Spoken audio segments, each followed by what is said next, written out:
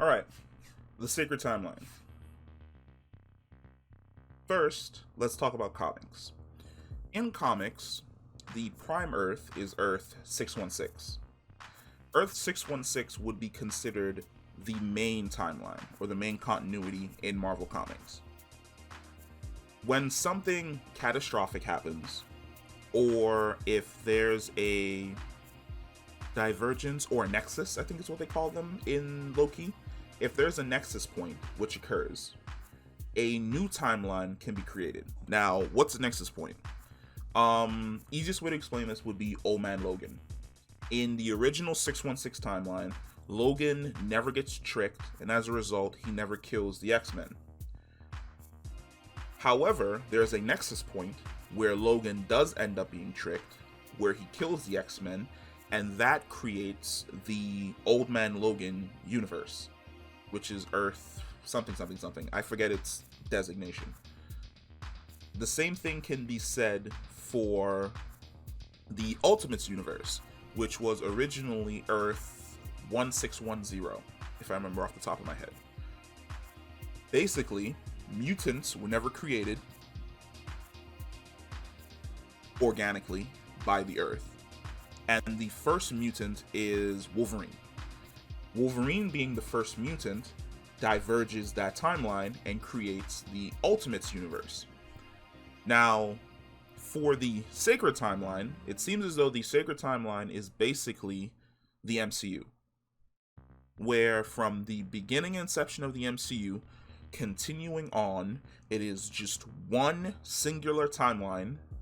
There are no multiverses, which is wild, because that would mean if from episode 1, what I'm understanding from the TVA is that there is not a multiverse in the MCU. The MCU by itself is its own thing, which would mean the MCU is completely separate from the Marvel universe and or Earth 616, which is why we've never seen people come from other multiverses over into the MCU and vice versa. Now, I know what you're already thinking.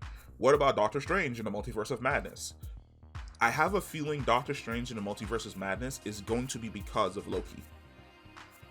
At the end of the first episode, we see whoever the main villain is, Loki, pick up the device the Time Variant Agency uses to wipe out a variant universe. I have a feeling they're going to use that to destroy the TVA. And in doing so, the sacred timeline is going to start branching again and creating all of these other timelines and universes and Earths all over the place. Now, the sacred timeline, as it's described in the MCU, is the one singular flowing timeline, which is what the Ancient One shows Bruce Banner in Infinity War? No, in Endgame. From beginning to end, your life is known, which is one of the issues that Loki takes with it. You follow along a set path from beginning to end. Everything that you do inside of that set path has already been predetermined and is known by the TVA, which is why once you go outside of your set path, they erase your variant and put you back where you're supposed to be. This is going to cause a lot of issues. And I already see this causing a ton of issues going forward. One of the things that the TVA judge says to Loki is that everything that the Avengers did was because it was supposed to happen. Which means that Tony was supposed to develop time travel. They were supposed to go into the past. They were supposed to mess up. Thanos from the past was supposed to go to the future. Thanos from the past was supposed to die. Cap was supposed to go into the past and stay with Peggy. Here's the problem. Cap going into the past to stay with Peggy creates a variant. Thanos leaving the past to go to the future creates another variant where there is no Thanos in 2012 which means the Guardians of the Galaxy never formed, which means Peter Quill never met Gamora. He never met any of his friends. He probably ends up being killed by the Ravagers or joining the Ravagers again. So, did the Time Variant Agency delete those variants? Or are those variants still in existence? Because now the complaint can't be that, or the explanation can no longer be that Cap stayed in the past in the Sacred Timeline. There's no way. Because they've already explained inside interviews that Cap and Peggy have kids. So it's like, well, then where are their kids? Because in the comics, when Cap and Peggy have kids, because the kids developed Cap's abilities naturally, they're stronger than Cap is. Where are his kids? There's no way he would have allowed Hydra to live.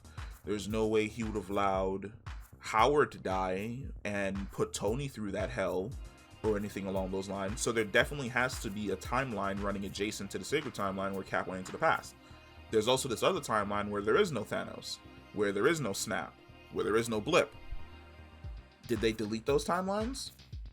Like when Cap came to the future to drop off the shield, then Cap left the future and went back to the past. Did they delete that timeline when Cap arrived? Like, he arrived and he just instantly died, which is why he's no longer in the picture. Like, this creates so many questions, and I can't wait going forward to see if they answer all those questions.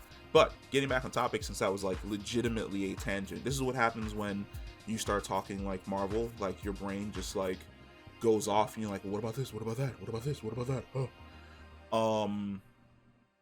That's the Sacred Timeline explained. The Sacred Timeline is the one singular flow of time where typically branch realities come from.